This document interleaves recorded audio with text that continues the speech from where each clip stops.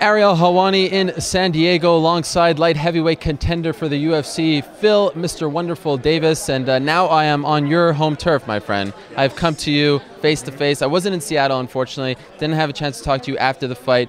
And it was so interesting to watch and to listen to some people criticize you for your performance, saying that they weren't impressed with your victory over Little Nog. What did you make of that? Were you shocked by some of that?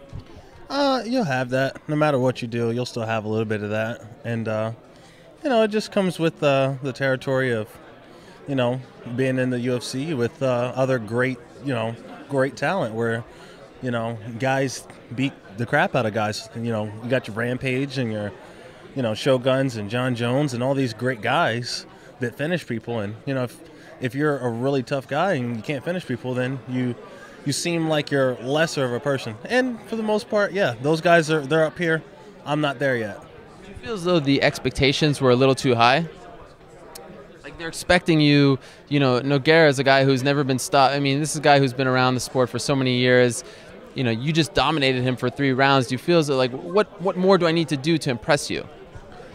Yeah, but a lot of people, they don't know those things.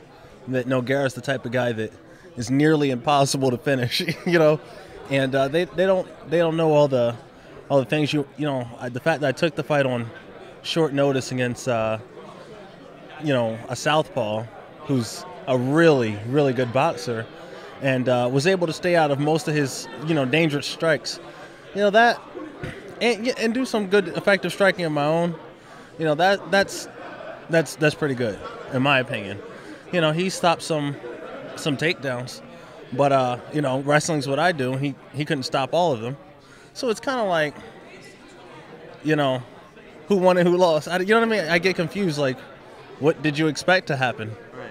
You alluded to this after the fight that you were very banged up going into it. Can you shed a little more light on that?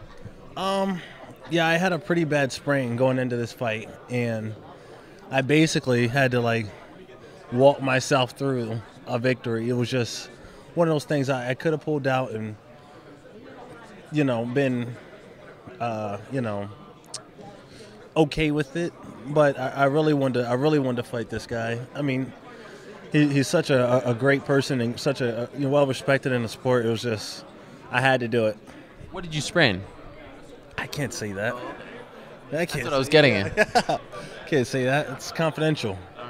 And just curious, how many shots did your team have to take for all the John Jones questions? What was the final tally? Right. I'm not asking about John Jones here. I don't know if this counts. No, I just want to know about the shots. Okay. No, it's not at all. I think we had a daily tally. So I think Monday was light. I did mostly traveling that day. But as soon as I got into Seattle, we got at least two or three each night. And I think Wednesday was media day. We got a solid 5 in. 5, yeah. And now it's been 2 weeks since the event. Are you still getting those questions, or have people calmed down a little bit? No, maybe one an interview. Right. It's kind of it's a great joke now. Now, okay, so you said that you were banged up going into it. Do you need to take some time off? I mean, did your injuries get worse in the fight where you need to actually, take some time off and heal up? No, I actually got brand new ones in the fight. Oh, nice. So, now I'm just I'm doing a little bit of working out and just more relax. If I feel like I'm starting to aggravate my limbs, I'll pull back and take the evening off or take the next morning off. So that's where I'm at now. Just taking it easy. Any idea when you might return to action? Not really sure. It ultimately depends on when I get the call and how far out I am and how my body feels at the time of the call. So here's the big one. Is there anyone in particular that you would like to fight? No one in particular. No, I'm I'm looking to get better, and that's pretty much it. I gotta work on getting myself better before I can call somebody else out. Let's say they said the winner of Rampage versus Hamill. Would you be interested in that? I'm a fighter.